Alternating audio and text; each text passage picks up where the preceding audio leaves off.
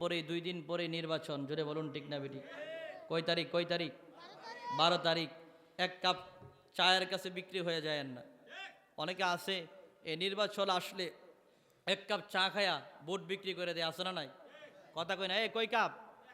1 cup চায়ের দাম কত? 5 টাকা। যারা 5 টাকার কাছে বিক্রি হয়ে যায় তাদের কাছে কি ঈমান থাকতে পারে? যারা 5 টাকার কাছে ভোট বিক্রি করে দেয় তারা সুযোগ পাইলে তো ঈমানও বিক্রি করে দিবে, জোরে বলুন ঠিক না বেটি?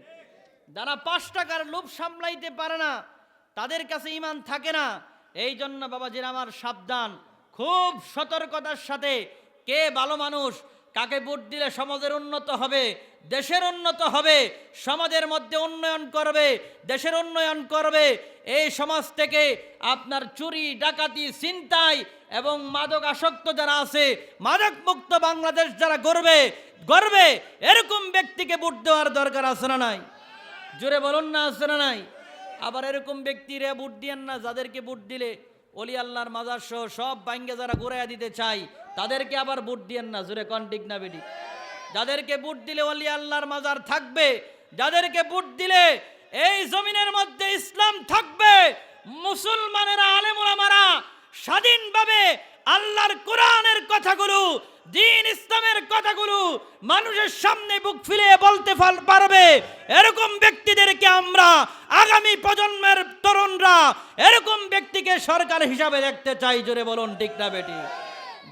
যারা সমাজে আসলে, যারা সরকার হিসাবে নেতৃত্ব দিলে এই দেশের শান্তি আসবে, এই সমাজের শান্তি ফিরে আসবে, মানুষগুলা দরজা খুলে ঘুমাইতে পারবে, এরকম একটা নির্বাচন আর এরকম একটা সরকার আমরা চাই, জোরে বলুন ঠিক না বেটি? এই জন্য বাবাজিরা আমার 500 টাকার কাছে ভোট বিক্রি করেন না, সাবধান। এই ভোটটা কিন্তু আপনার একটা আমানত, জোরে বলুন ঠিক না বেটি? এই 500 টাকা দিয়ে রাও একদিনের বাজার করবেন আপনি, কিন্তু ভোটটা যে আপনি আমানত বিক্রি করে দিলেন, একজন খারাপ মানুষকে যে 500 টাকার বিনিময়ে ভোট দিলেন, এই ব্যক্তি 5 বছর যত ধরনের আকাম কুকাম করবে এগুলার ভাগ কিন্তু আপনার আমল নামেও এক ভাগ আসবে, জোরে বলুন ঠিক না বেটি? আমার টাকা না 500 নিলেন, কথা কয় না, কত নিছেন?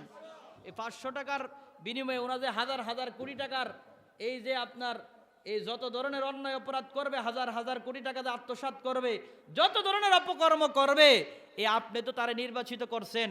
এই জন্য আপনার 500 টাকার বিনিময়ে যে আপনার ভোট বিক্রি করলেন, আমল নামায় কিন্তু আপনার আমল নামায়ও এক ভাগ আসবে, জোরে কোন ঠিক না বেটি? এই জন্য বাবাজিরা আমার আলোচনা আর লম্বা করব না, আপনারা সৎ ব্যক্তি চেয়ে ভোটটা দিবেন, এই কথা বলেই আমি আপনাদের কাছ থেকে বিদায় নিচ্ছি। আসসালাম।